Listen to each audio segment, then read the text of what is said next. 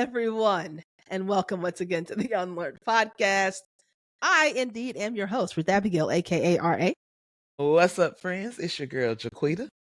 This is the podcast that is helping you it is. gain the courage to change your mind so that you can experience more freedom. My And Lord. we are very excited to be with you on tonight, this evening. This evening? As we are prone to do these days, is wait until we are a little tired and delirious to record. And we do this for your entertainment.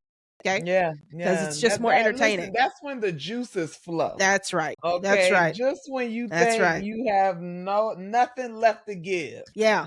That Yeah. second wind kicks in. What kind of juice? Like, What kind of juice is in you? Is it apple juice, orange juice, grape juice? Which one is it? Cranberry? I would say not cranberry. No. No. Who wants to be cranberry? You know, cranberry is like what you put into something else. You know, like hey, give me a little pineapple juice with a little cranberry. Give me a little ginger ale with pineapple a juice would be good. Okay, yeah, that's good. Ooh, okay.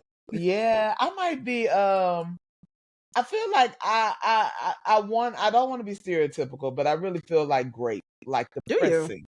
You know, like the maybe because it's the most biblical one. Like, you know, oh yeah, you know, the pressing, the shaking. Sure. Sure.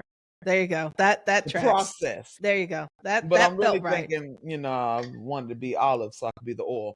But nevertheless. Boy. I think I'm gonna go with apple. Of course you are. Because I like apple juice. It's clean, it's fresh, you know.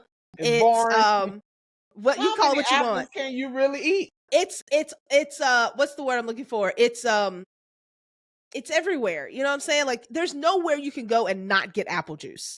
Like you can get apple juice anywhere, really at any time of day. You know what I'm saying? Like it's for all time. No, nobody said that. Okay, that wasn't what was said. The point is, I like apple juice. It's crisp, you know, especially in the cold, crisp glass of apple juice. You can get it at any hotel. Anyway, these are the things. I don't know why that relates to me, but this is just what it is. As you said, we like. I don't know. I don't know how we got here and why we're here. You asked a crazy question. You know, I've been on a lot of interviews as a higher ed professional, and it be those type of questions that really just grind my gears. Sure. You know, if you were a juice, what type of juice would you be? You know, I'd be like, all right. Fantastic. Well, all right. Well, we did it.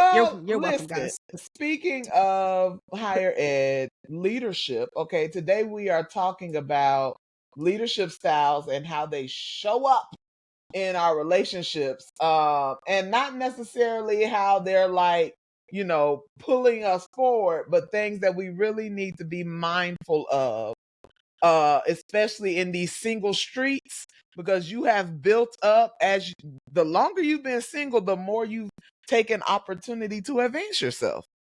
You know, honestly, like you'd be like, well, what else I'm gonna do? Let me be out here, you know, going up the corporate ladder, or, you know, learning how to manage people, or learning how to manage a process, or learning how to create something new. And so in that process, you are building up a persona that shows up in relationships sometimes that you have to be careful of. And specifically, we're talking about dating relationships in case we need to be specific. You know, we're talking about these dating streets because, like Quita was saying, and I also will say it shows up in marriage too, right? So, of course, well, okay, because you're always talking about how I can't do the single thing. So today I'm just going to do the marriage thing. Okay. Appreciate that. Cause we sick my of you. Goodness. Oh my gosh. We sick of you. Actually, I can I'm relate sick to of being singles. ridiculed. Okay. I can relate to the singles because I once was single. You know how like you can't overcorrect oppression. You know what I'm saying? I understand as single people, we have felt oppressed at some point, but then you can't go and oppress married people and overcorrect for it. You know what I mean? You're not oppressed. I know, I'm just joking, but I'm just saying, like, and I won't keep going with that because in my head I have other. It's only going to get worse. it is going to get worse. So we're going to definitely stop. Let me tell y'all something. Ruth Abigail can take a metaphor or a thought and go way off the deep end. All right, we won't go there today. Nope, but one of these days we'll talk about some of her theories. Look here, my theories be on point. You just don't like them. Moving right along. Okay, so we're talking about leadership styles. And Ruth Abigail and I, as you all know, if you've been with the podcast for a little minute, you know we are complete opposites. We are very different people. And we situate ourselves differently in leadership. Although I will say, I think leadership, the ways that we lead sometimes, is probably one of the most similar things about us. Yeah. Just in the ways that we think about and kind of how we particularly relate to people. Like I feel like we relate to people. We actually care about people deeply, and that shows up in our leadership. It may show up differently, but it shows up very clearly. Yeah, you know what I'm saying? Sure. I definitely think that we have that in common. That's true. That's actually true. Sure. So we're going to. So if you have been paying attention to the podcast, I think it was around September, October, we did a leadership series where we went through the different 7, I think, types of leadership styles.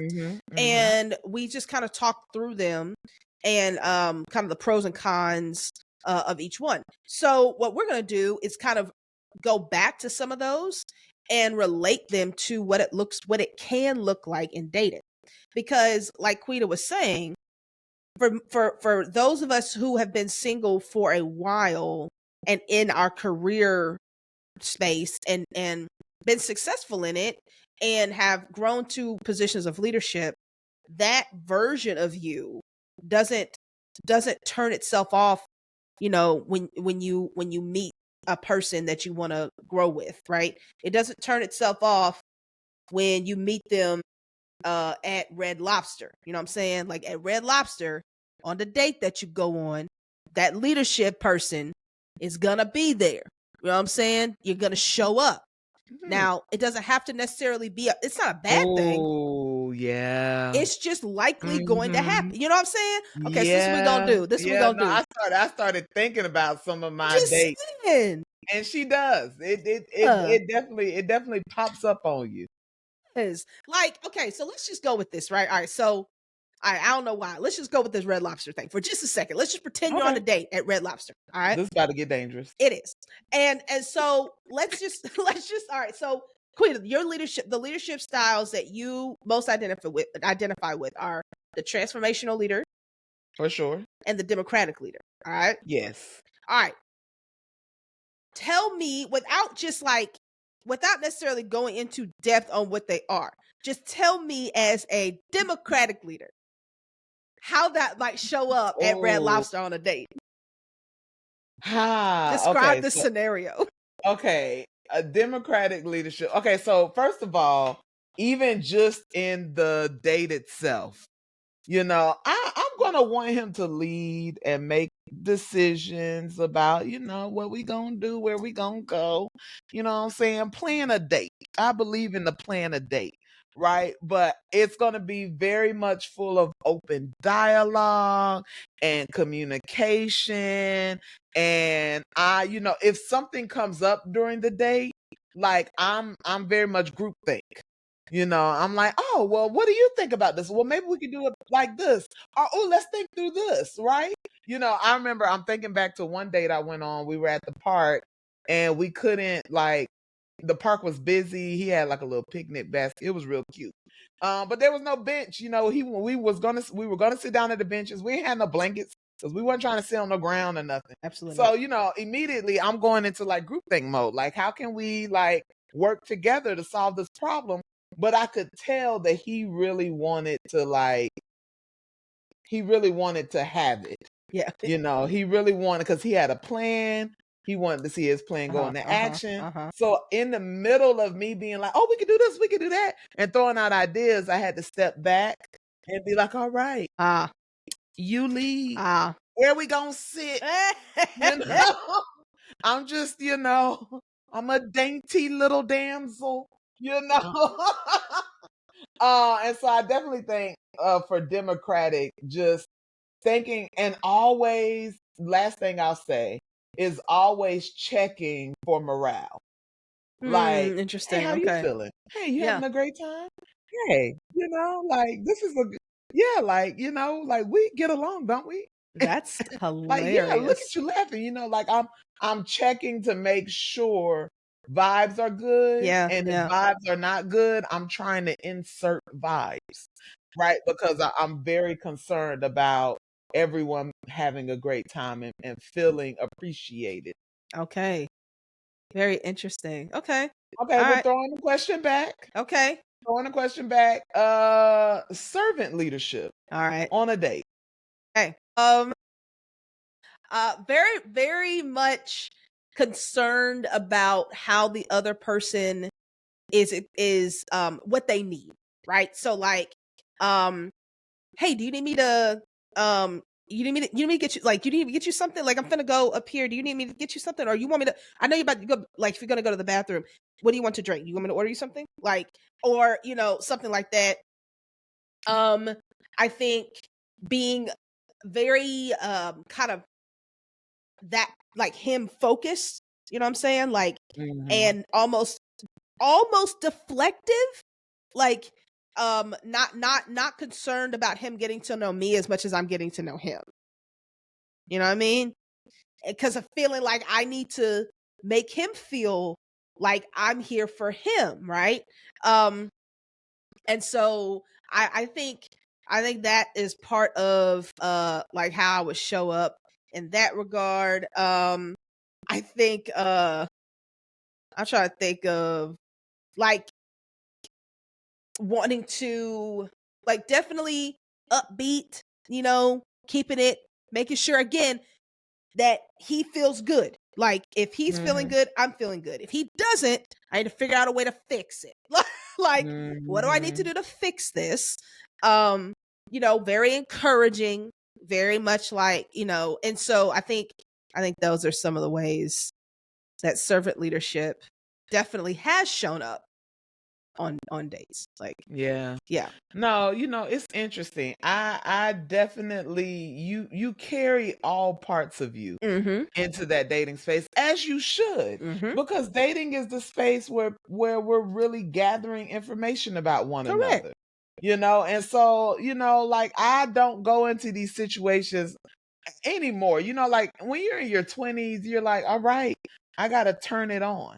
Okay, I gotta turn it on. I gotta show them, I'm the catch, and I gotta cater who I am and what I do. I gotta cater that to whoever this person is. And so you put your face on, Yeah. Yeah. Yeah. and you go out and you play the role, Sure. you know. Sure. But I feel like at the space I am now, like, I show up. Yeah. Like, I show up as my authentic self. But I show up not as an authentic self that is, again, that person that's like, this is who I am, you know what I'm saying? Mm-hmm. I like to take charge, like, a big part of mine, especially as a transformational leader, is like, I'm very much future focused, very much in a mentoring space all the time. My mind is always going to jump there, like, and so, like, but that doesn't mean that I can't temper that. Right. Right. I show up in that way, but I now know how to balance me to see if I'm compatible with someone. Sure. And you're not compatible with, so you can't become compatible with someone if you're only focused on how you show up and not how you guys can come Yes. together. Yeah. One of the questions that I think is important for us to ask as leaders is in kind of this finding a partner process, right?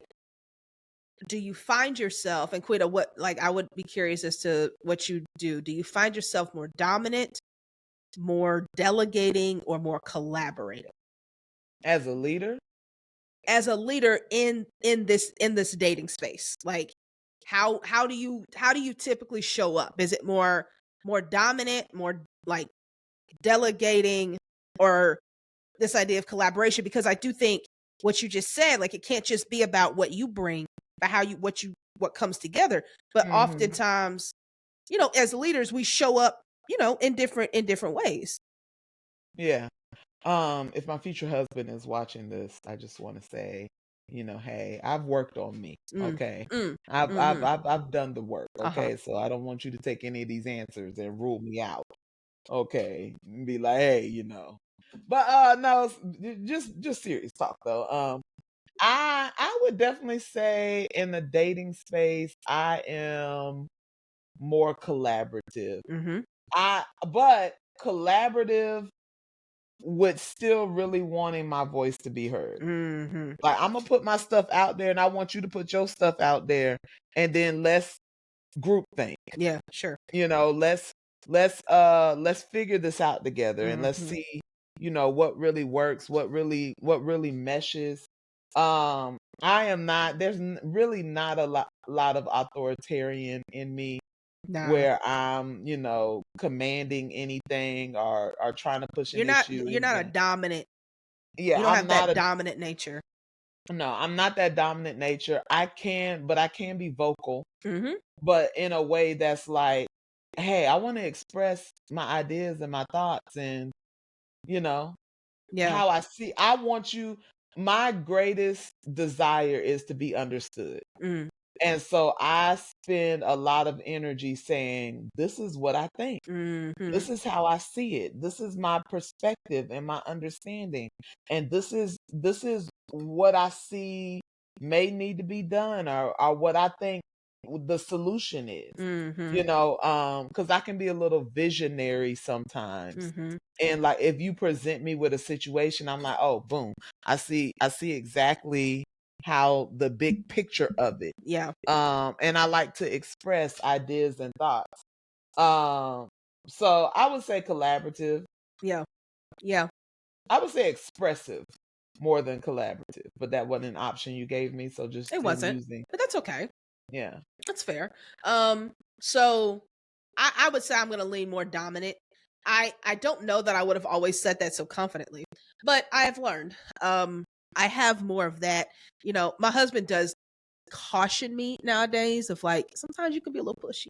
And it's like, really? No, I really didn't believe him. But I started looking. I was love like, my brother. Dang, like, I do be kind of pushy sometimes. Like when I'm looking for an answer, like, I'm gonna find it. You know what I'm saying? And so, in that dating, kind of scene, it's like, hey, I ask a lot of questions. I want to know, and sometimes, like, I find myself like, well, no, I want to know this, so I'm going to get it somehow. Like, I will ask it 10 different ways to get the answer, right? And that, like, I can, yeah, it's that's usually, but I believe I am moving towards collaboration. Especially, I think the other thing about the dominance that let me say this. I think I know that about myself. I've learned that about myself. And so there is a piece of me that tampers that down intentionally. But then the thing that I appreciate about my husband, and that he sees where I need to be dominant, right? And it's like, I don't need to be dominant everywhere. But in the moments where I genuinely know how to do something, like, he's really good about not allowing me to shy away from doing it or being too collaborative even with him. He's like, you know how to do this, you just go do it. Like, do it. Don't feel like you have to include me deeply. I don't know. Like, I'm following your lead on this, right? And to be able to follow each other's lead when it's time to follow each other's lead. So that, and I think that is some of how collaboration shows up in our marriage now. But I've had to, I was afraid of that dominance, that would turn people off. And so I tamper it down. But I'm grateful to be with somebody who sees how that can be beneficial at times. So I think there's that thing. But it's like, collaboration is highly important. And sometimes, just like we did learn with leadership. I mean, you can be overly collaborative though. You can. Like, and it be your nature, but there are areas where, you know, I feel like I'm just now learning, like, hey, and you will know the funny place that I recognize it with is there are times where I know I need to speak up, but because it's somebody else's business, I don't. Sorry, I'm trying to think of the way to word this because it's not really an example that I can use. But I'm a very intuitive person, right? And sometimes if there's a person in the room and they're struggling and no one else may realize that they are, I can see it. And I don't always articulate that I can see it. But I should sometimes. Because other people might not mistreat, but mishandle. Okay. And I think the difference is mistreat is intentional, mishandle sometimes is not. Yeah, sure. That's good. But if and that's what I'm saying, like I need to be in situations where I can voice what I'm seeing and be trusted because I don't always have evidence. Yeah. And that's, man, look, and to the person out there, for Quita, as her best friend, listen, it might bother you when she says things and can't back it up. And I just want to encourage you to allow yourself to accept it, because 9 times out of 10 she'd be right. And I'm only saying this because I'm on, camera and on a microphone, and you deserve it. The truth. She knows it's the truth. The truth deserves to be said in public, but I'm not going to say this in private no more. But it's like, it can be very frustrating sometimes for those of us who need more concrete information. And she's like, hey, this is what it is. Well, how do you know? And it's like, and then there'll be an answer, but it won't answer my question. It's like, okay, that's really annoying. However, she's right. And I think I just want to say. Well, I'm sorry. No, go ahead and say what you need to say. I just want to say, just work your way through it. Trust it. Okay. You don't have to understand it, because there's something deep inside of Quita that knows. And just go with it. All right. It's called the Holy Ghost. That's all I'm saying. All right. It's called the Holy Ghost. Okay. All right. Okay, listen. But here's the thing. And I know we haven't even really touched these leadership styles too deeply yet. But I think it's important to also just think about all of the facets of who you are and how they show up in spaces. Yeah, you got to give them some of that. But it took me so long to trust myself. Like it took me being friends with Ruth Abigail and her asking me 50 million times how I know something or how I can prove something. Absolutely. Or where my empirical evidence was for something. And I'm like, I don't have it. And then in those moments, you're literally like, am I crazy? Like, sure. I know this. I can't prove this. Yeah. I'm not going to stop believing it, because I know what I know, right? Like, that's part of having the gift of knowledge. Like, I feel very confident in what I know because it's in me to know it. And it's a gift, like, it's not, I'm not over here manufacturing, facts. Right. Yeah, like, I'm not over here manufacturing reality. I have a knowing sometimes. You just know. Yeah. And the amount of work and the amount of effort and the amount of time it took for me to be confident in that and to trust myself, like, at this point I can't go back. Yeah.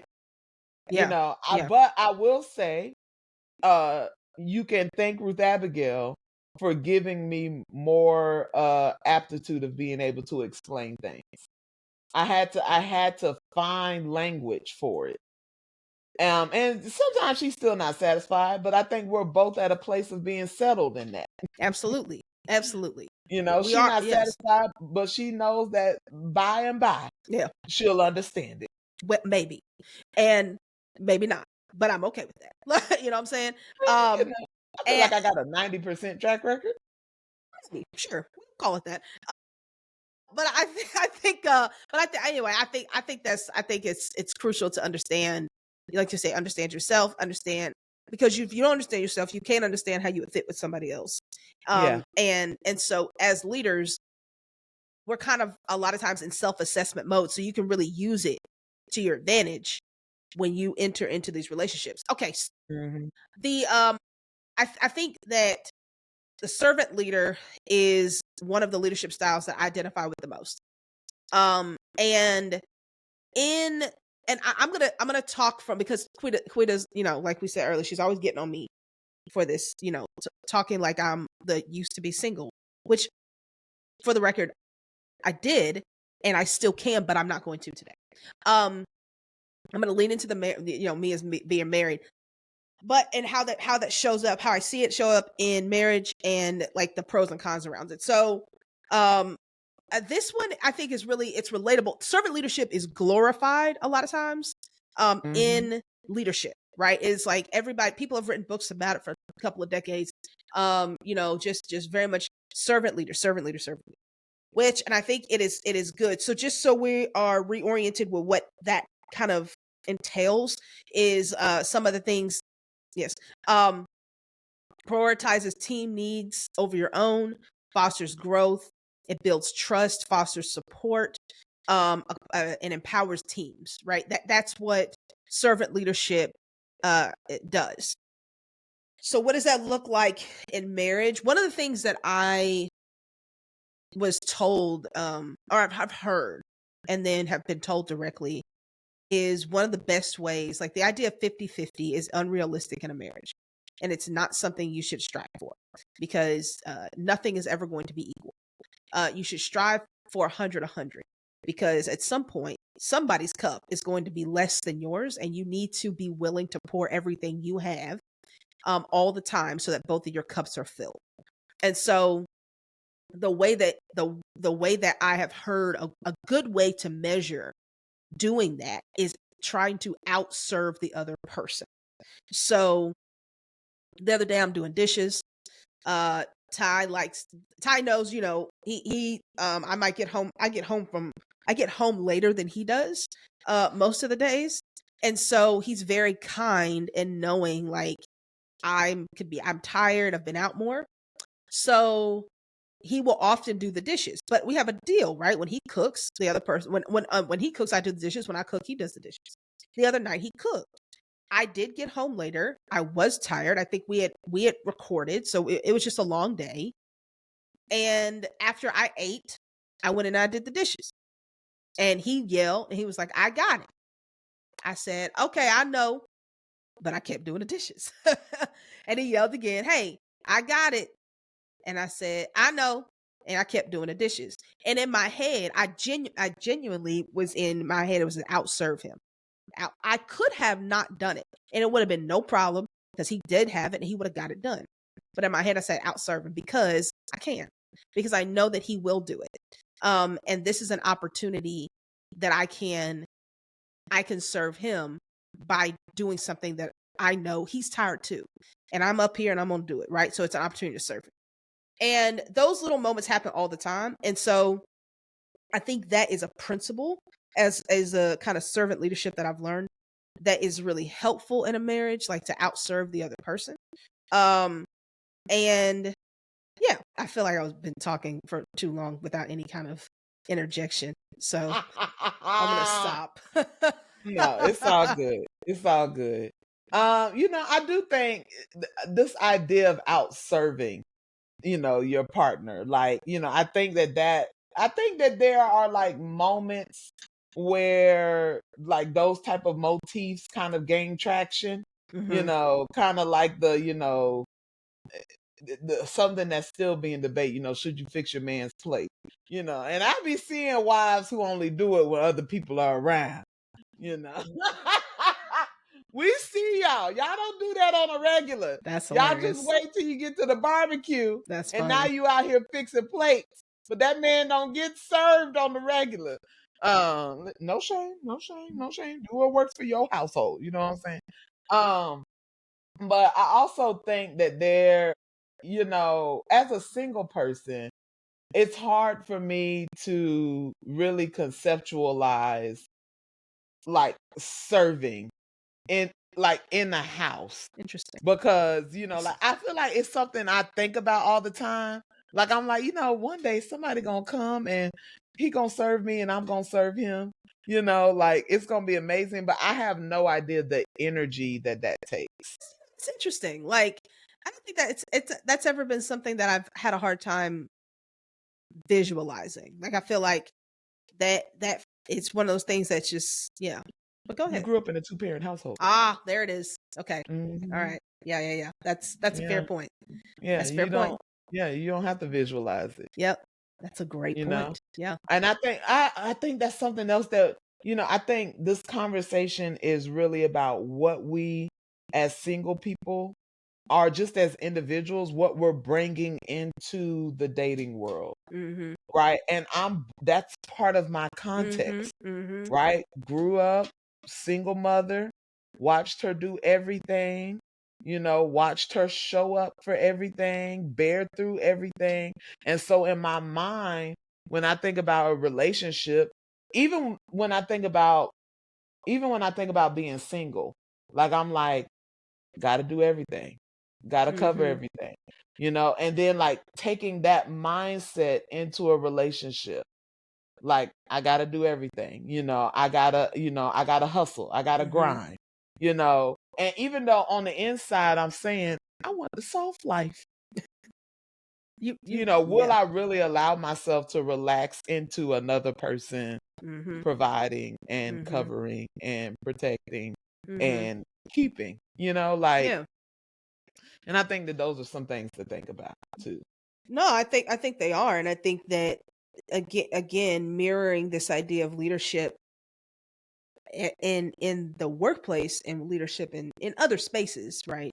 In your life, you're I mean, we talk about all the time. You ask those same questions. Like, it's hard for, it's like you feel, I mean, it's very much a weight of responsibility that you carry. And when it's your thing that you need to do, it's like, this is my thing to do. And the idea of sharing that burden can be hard. Asking for help can be hard. When you feel like this is something I need to do and I need to have the strength to do it, otherwise I'm not doing my job. And I think, like you said, carrying that into the dating world is there. I with servant leadership, one of the things that I think is so important to be careful about um is the idea of making sure that you're not serving out of insecurity, because there's a fear of rejection and potentially abandonment. And so you turn that into people pleasing and not service. Like, and so you just end up trying to make sure that the person is always happy with you so that they don't go anywhere. And that could mask itself as servant leadership, but it's not, right? That's people pleasing. Yeah. And I think you have to be very careful about that your motive isn't like, I hope that they don't go anywhere. I think the other thing that is dangerous about the mentality, can be dangerous or a downfall, is feeling like you are the only one that should be serving, right? And not putting yourself in a position to be served. Because when you are partnered with somebody, especially if there is this shared value of service in some way, you are robbing them of the opportunity to love you through service if your mantle is about being the servant leader. Yeah. You know what I mean? And you've got to put yourself in a position to be served, which can be very uncomfortable, especially if that's your style of leadership that you're living day to day, all day. And I mean, I'd like to believe that I like to believe when I come home, like, let me say this. I've gotten to this point. Like, I am not here today. But when we first got married, it was very hard for me to come home and relax and let him serve me. Because number one, my context was just completely not what I grew up with. I grew up with the opposite. So it was already weird. And then I just felt like I wasn't being a good wife by by letting him do things that I felt like I should be doing for myself or for him. And so a lot of times it would rob him of the opportunity to do something that for me, because he is servant minded. He's more of a servant leader than I am. And so that's a gift of his, is service. Like he is a incredible servant. Like it's just insane. So for him, it's something that fuels him to do, and it's wrong of me to take that away, because I might be feeling insecure in this moment, feeling like I can't be who I'm supposed to be. Right? Like, Mm-hmm. or I can't be not even who I'm supposed to be. I can't be who I'm used to being. You know? Whoa, what a differentiation. Yeah, like it's Yeah. yeah. So I got to Who take I'm that, supposed to be versus who I'm used to used being, to being. you know? Mm. And I got to learn how to take that off when I get home. And allow him to do what he does. So, I would say that the servant leadership, like, it's very clear, like for me, and you have to you've got to there's a clear upside and clear downsides to that. Yeah. So my bag, okay, is transformational leadership, right? You ask me what type of leader I am, it's gonna be transformational all day. I got a little democratic in there. I throw Uh-huh. that out Uh-huh. every once in a while, Uh-huh. but at the core, all right, we transforming lives over here. Um, and I think one of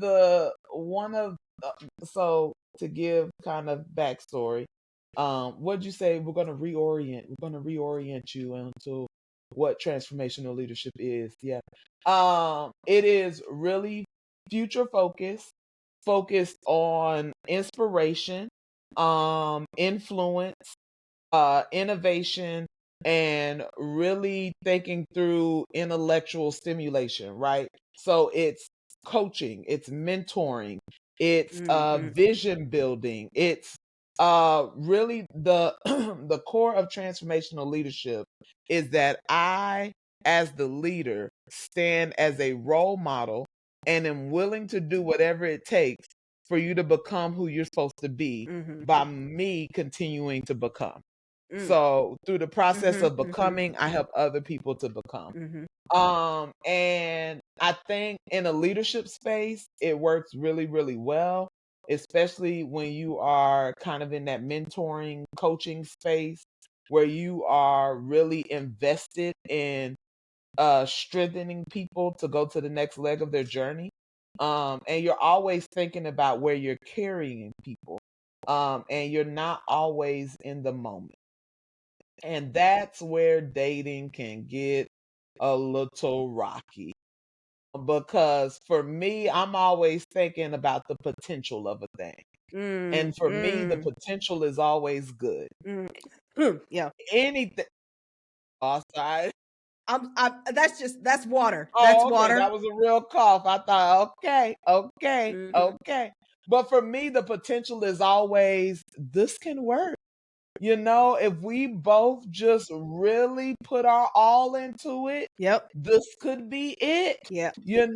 He might be a little rough around the edges, Uh-huh. but I'm willing to work with it because transformational. Mm. All right. My ideology has to be that anybody can transform Mm. and that anything can work. Right? Yeah. It's a leadership style that's full of possibility. Right? And even if it looks like it's not gonna work, I have a I have confidence that I can get it there. Okay. Give me just a little bit of time. All right. Let me pump you up. Let me inspire you. All right. Let me show you how good it can be. Let me give you a vision of how amazing this future can be. And then everybody's going to fall in line with this ideal vision that I've created for the Absolutely. relationship. There you go. Yeah. And I can float away on my ideologies, of Mhm. my idealistic vision of what the future can be. And then when the realities come in, it is crushing. It is crushing. It is Yeah. almost like I didn't see it Yeah. coming. It's Yeah. like, what Yeah. you mean? Yeah. What you mean Yeah. it's not gonna work? Eh? Man. Woo. Already worked this all It's out in my head. right. It's already I've done. given you all the good vibes, all the inspiration. All right. I've given you the plan. Why would it not work? All right. I am here to transform what looked like a little into a lot. Mm. Why would it not work? Right. And so it's a leadership style of highs and lows, you know. It's a leadership style of excitement and disappointment. Man. Okay, and Man. all of those are finding the middle ground Uh-huh. for me has been the challenge in dating. Mm. You know, not the, because I get easily excited, not because things are always exciting. Because Ruth Abigail will tell you without telling my business, but Ruth Abigail would tell you that like there have been 10 million times where Ruth was like, "Is that something to really be excited Yeah. about?" And I'm like, "You just don't see the potential." You don't see what all it can be, you know? And then I insert too much of myself because again, transformational leadership is through my becoming, we all can become. Mm-hmm. Right. And so I'm inserting myself. I'm Mm-hmm. fully invested. And in my mind, I'm like, I'm learning, I'm growing, I'm investing, my journey into this. It's gonna move. It's gonna go somewhere. And it prevents you from seeing red flags. Yeah. It prevents you from seeing reality. Mm. Okay. Mm. It prevents you from really being able to take a real look at what's really in front of you because you're so focused on the future. Man, that's really good. And that makes a lot of sense, you know? It wasn't until just this moment as I was explaining it that I was like, because in my mind, I think what we've always kind of battled with, especially in my conversations with Ruth Abigail, I just be feeling stupid. I'd be like, hey, I don't know. I I don't know mean, what's wrong with me. stupid is strong, but Yeah, yeah, it's yeah. strong. I be feeling, Maybe a little I be off, feeling you know. silly. I Okay. feel silly. We'll say that. Like I'm like, okay, why am I so excited and persistent and idealistic? And I think as a middle adult, by this time, you should be able to know kind of the good and bad of your strengths. In the workplace, in most settings, transformational leadership is such a great strength. I get noticed for it. I tell people I'm a great middle manager because of my leadership style. Mm-hmm. It's the perfect middle manager leadership style. Yes. I'm going to take the people that I'm supervising, I'm going to make them amazing. Mm-hmm. I'm going to pour everything I have into supporting them to becoming even more than what the company could expect. Right. And I'm going to do this by creating a team and a vision that's innovative and exciting and energizing. All of these great things. It's perfect for middle management. And I believe it's going to be great in marriage. Mm-hmm. Agreed. But the dating world, this in the middle thing where we have to be more focused on reality, where we're getting to know one another and building foundation. I'd be like, Yeah. get with the program, people. Get with the program. And so I've had to learn, and it's been some really just amazing, valuable lessons for me in the situationships. Okay, it Yeah. ain't just Yeah. call it Yeah. what it is. Yep. Yep. Yep. But it's been some really great lessons in learning how to balance my perspective Mm. and to turn off my leadership brain where I'm trying to mold a situation to what I think it should be, Right. and to allow stuff to be what it really is. Yeah, that's good. And then examine it. Yeah. Not try to make it into something. Yep. But to examine what it already is. That's really, I think that's so important. That word examine is very important, especially in that dating phase, because there is especially if there's a deep desire to get to the future, it's hard to stop and reflect and like look at, like, not just, like you said, create a narrative, but look at what the actual narrative is. I think that's so crucial. The other one that I think I resemble is situational leadership. I'm a very adaptive person. I can find myself in many different situations and environments and figure it out. I am very flexible, and know how to perform well in a lot of different instances. I know how to figure that out. I'm pretty good at assessing, what's really happening, looking at the environment. Okay, what's really going on here? And then, okay, how do we navigate? A lot of that, I think, is having to work with young people where things change constantly. Most days, it doesn't come with what you expect. Today we had some girls come in. We had like 4 new girls come in today that we didn't know were coming. And then we had 2 other girls that came that we didn't know were coming. Well, they had beef. And we knew they had beef. And so it's like when they got here, it's like, all right, what we gonna do? How we gonna handle it? Right. And we had to be prepared. And they were all in the same class. They were all taking the same thing. And so it's like, okay, they're gonna be in this room together. How we gonna manage this? And everything was fine, but we did have to, it's like, all right, how do we, time. how do we do this? We gotta maneuver it, right? This isn't gonna go like we thought. And so that's a daily thing. So this idea of situational leadership I think servant leadership probably more natural, and situational leadership has been developed because of where I've been working. And so in marriage, there aren't many things that throw me off, right? I mean, for example, and many of you know this, some of you don't, but we have a son, and him being the best son. He is amazing. He's absolutely incredible. The best. He is absolutely incredible. There are elements, right, to that were unplanned. And so we had to adapt pretty quickly to him being with us full time. So, all right, cool. It wasn't anything. I didn't think about it. It was like, well, this is happening. Let's go. Let's do it.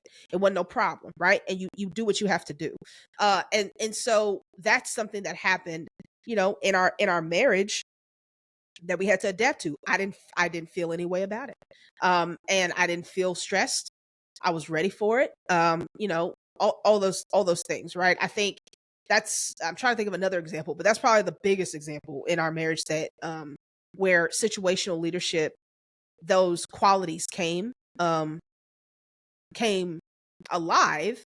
And for a lot of people, that they would have freaked out around it, and I didn't. I embraced it. Like, it just wasn't something that was concerning to me. So that's a good thing. I think so. Just being able to just maneuver with the environment, maneuver with the situation. Like, it's, hey, we need to go to Swainsboro in Georgia, which is his hometown. Something happened, we need to go. Or there was a storm that blew through Georgia and tore up Swainsboro not too long ago, maybe about a year ago. And he had to go down there last minute and help. Well, that left me here solo parenting last minute. Let's go, right?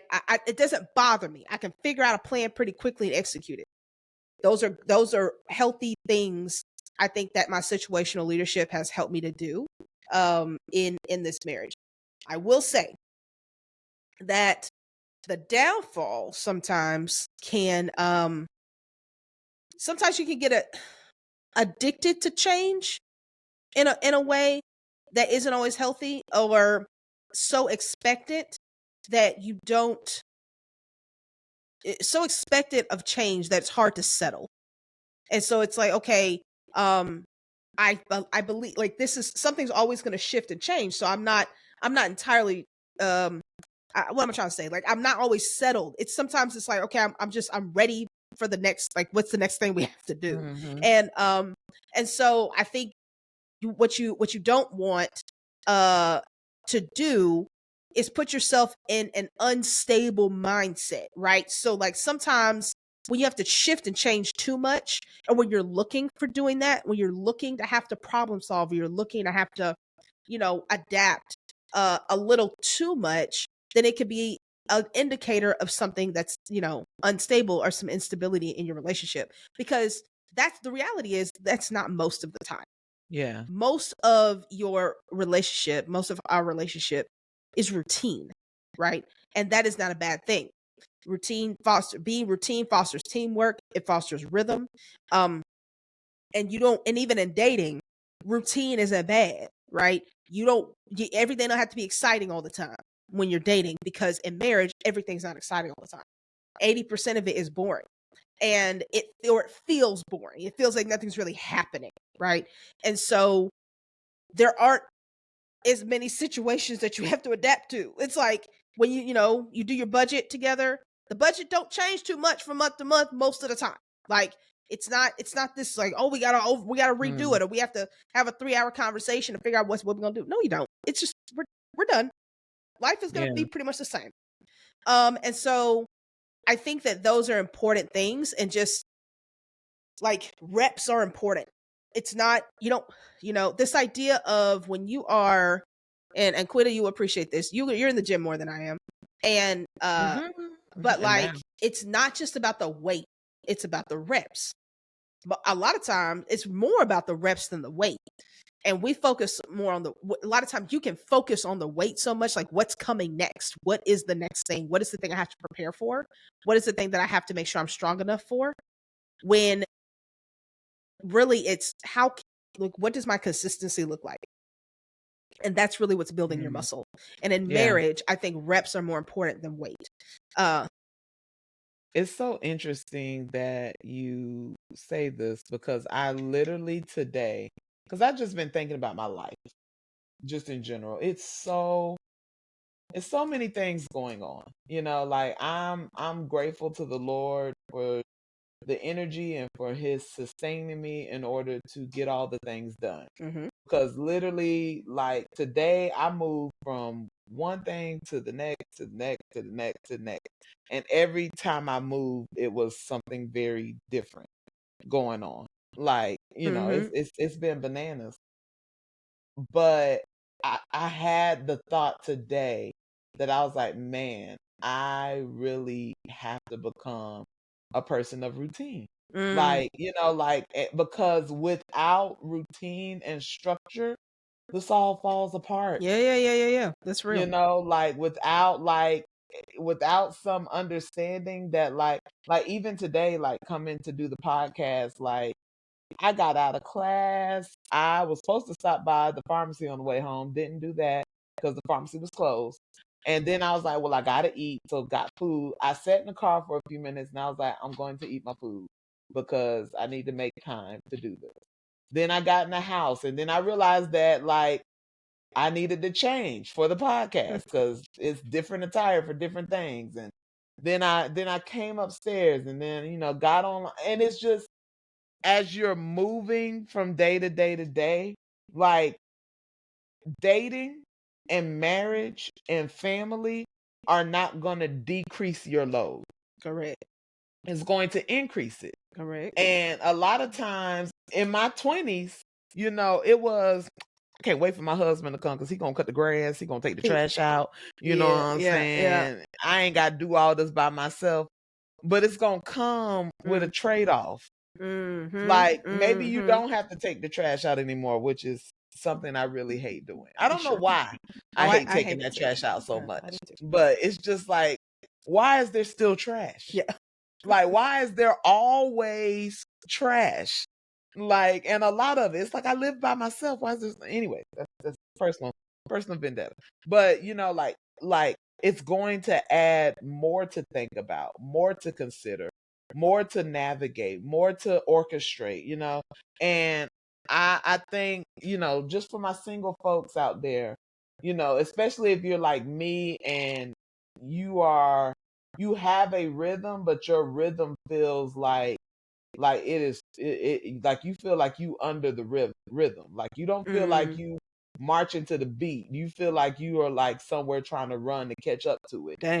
Like really sit down and think about the rhythms of your day and prepare yourself before you get to the day instead of encountering the day and letting the day kind of take you pull you along. Right. Like you want to feel like you are riding on the rhythm of your day. That's good. Because I think what Ruth Abigail said, even in just thinking about like marriage, like in our minds, when you've been single for a while, you just start thinking about all of the big booms of Yeah. marriage. Yeah. Like boom, my whole life gonna change. It's gonna be so Right. much better. It's gonna be great.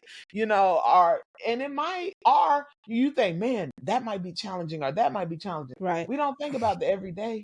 Man, no, it's crazy because the everyday is that's what you're going in. You most of the things you're doing by yourself in marriage, you're just gonna be doing them with somebody next to you. Like it's just not that glamorous. Like it's just not that glamorous.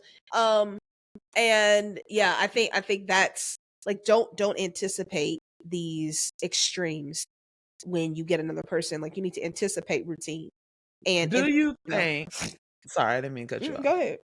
Do you think that thought is like the idea of the routines and the way that you're describing it, the way you're thinking through it? Do you think some of that is attributed to your personality? Because you're naturally a more routine person than me. Like, would you say that it might be a different experience for me? Or is this something that is just natural to marriage? I think a little bit of both. I think it just is natural to marriage. I think because day-to-day life is just day-to-day life. Like most of it is not going to be too different than what you're experiencing right now. You're just going to be a little bit more activity like around you, but your life is going to be.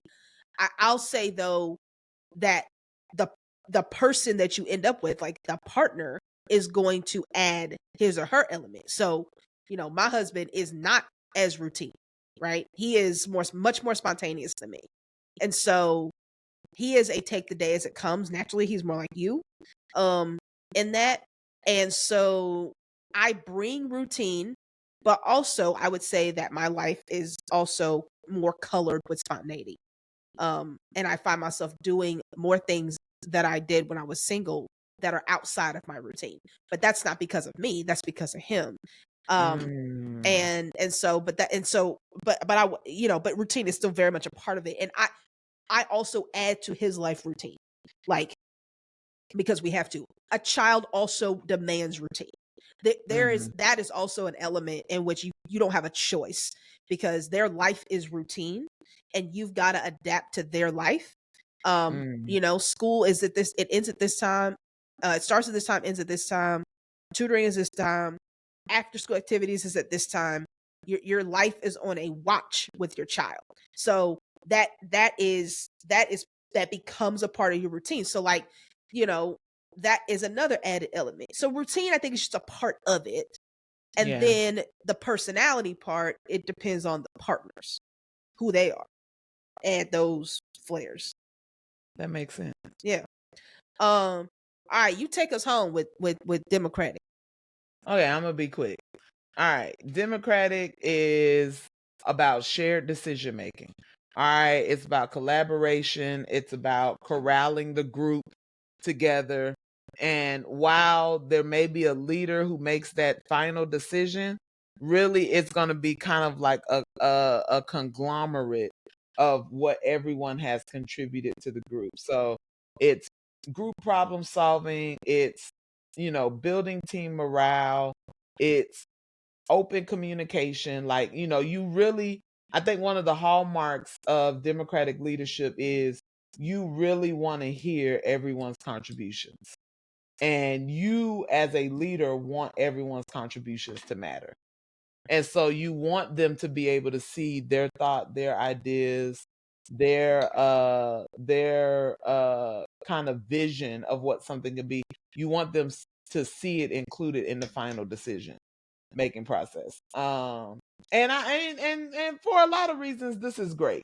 Because you really make people and you as a person within the process, you feel like you're inclusive, collaborative. You feel like everyone has great morale because it's like, I contributed and I'm a part of this. But it makes decision making a very long process. Yeah. It is not just a, hey, this is the right thing to do, we're going to do it. It is, hey, what do you think? Mm-hmm. I don't know how I feel about it. What do you, well, what if this happens? Okay, well, you did X, Y, and Z yesterday, so maybe we need to include that too. What about the teacher?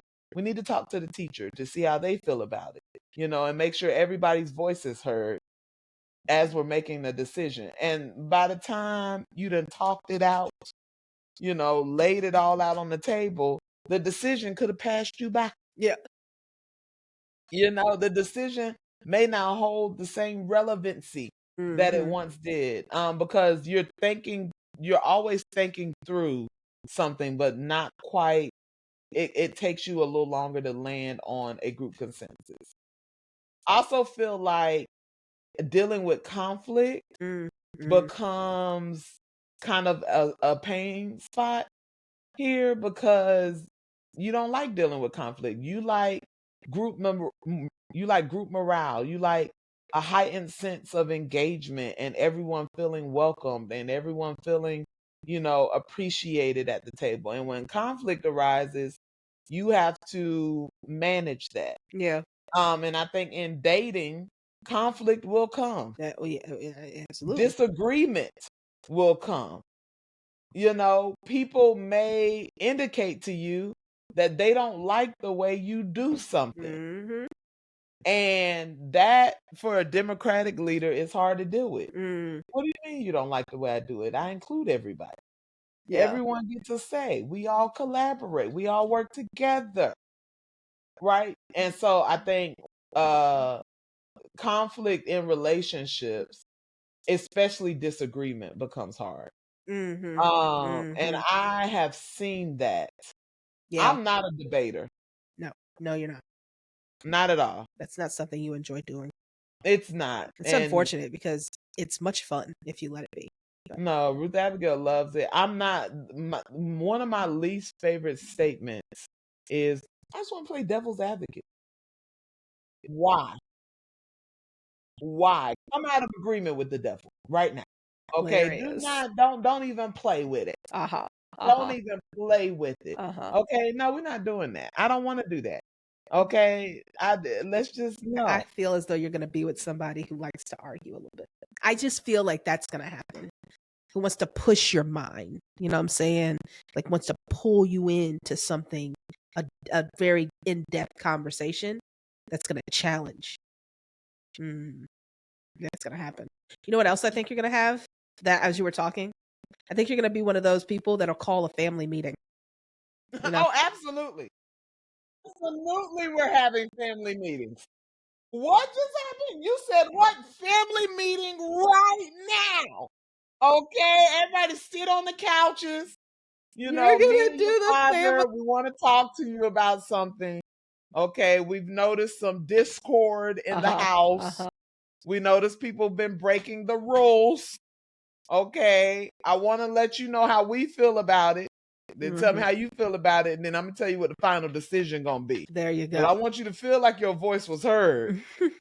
But you have a talking stick. Here's the final say. Whoever has a stick can talk. You know how they do in the sitcoms. We're not doing that. We're not doing that. I can't do it. I can't. No, family meetings. Yeah, you're gonna do the family meeting. I'm gonna be having family meetings before the kids. Yeah, hey, babe, I think you and I need to sit around the table. That's how I always imagine things happening. Like, hey, let's sit at the table, hold hands and talk. I really hope that before this episode airs, that a man has found me and likes me before he watches this episode. Because if he's evaluating me, babe, he's like, oh. That's hilarious. So I really, really hope. But, Absolutely a family meeting. Absolutely. That's the democratic way. That's what I'm saying. As you were talking, I said she's gonna have family meetings on a regular. On a regular. On a regular. Yep. And family game night. For sure. It's Friday. You can't go out with your friends. Yeah. We're playing Monopoly. Boy, you gonna sit down. Yeah, your teenagers are gonna love that. Yeah. They'll be all right. They'll be fine. They'll appreciate it. Yeah, they will. It's also kind of like, like trying to build the memories that you wanted. And so like, I did not grow up eating dinner at the table together. Like, and so now that is something that is like stuck in my mind, like dinner time. Yeah. At the table. My mama was working. Yeah. So, me and my sister was, getting it how we live. But my family, my kids, all right, we sitting around this table. Somebody say grace, hold your brother hand. We'll hold their hands. Daddy gonna say grace. Then we're gonna eat. Okay. This is gonna be so Put sweet. your phones in the baskets. I love it. Put your phones in the baskets. I'm ready. When and this is going to be great because situational leadership at some point is going to enter into your world where one kid is sick, another kid has to go somewhere, there's traffic and they're not back in time, and it's dinner time. You need to eat because when they get back, they're going to have to shower and go to the bathroom and get ready for the day, get ready for the morning, and there's no time to sit and eat dinner. So what we going to do? All right. I mean, you eat now. I'm just saying, like, it's just these things will happen, Yeah, I know. Oh, look, look at you. Oh, Cleta. I understand that sometimes we won't be able to do it. Okay, but I want them, and I want them setting the table, old school. My children gonna know how to eat at a fancy restaurant. They're not gonna be like, excuse me, which one's the salad fork? They're gonna be telling little Susie, hey baby, you used the wrong fork. You're supposed to start on the outside. Hilarious. Move in. Oh man. Okay, well, we're done, guys. I hope you've enjoyed this. This conversation. This was fun. But understand that your leadership shows up wherever you are, and unlearn that it doesn't, because it will. And it's important to understand and know who you are as a leader and kind of assess yourself there and see where that lands in your relationships and how you need to modify it, because you might have to modify some things in order to have a healthy relationship, right? So if you have made it this far, congratulations. And we didn't do this at the top because we do it like every other episode. We forget, but we're gonna like, share, subscribe. We want you to share this with other people. We want you to be a part of this community. We want to unlearn with you. We want to get free with you. So come on. What's the Gullah Gullah Island has come into my mind. Gullah Gullah Island. Isn't that the beginning? Gullah Gullah Island. Come and let's play together. That's it. That's sunny. I don't know why. Let's all go to because you're from South Carolina. Okay, we don't play about Gullah Gullah My bad. Island. Look. I just fun fact.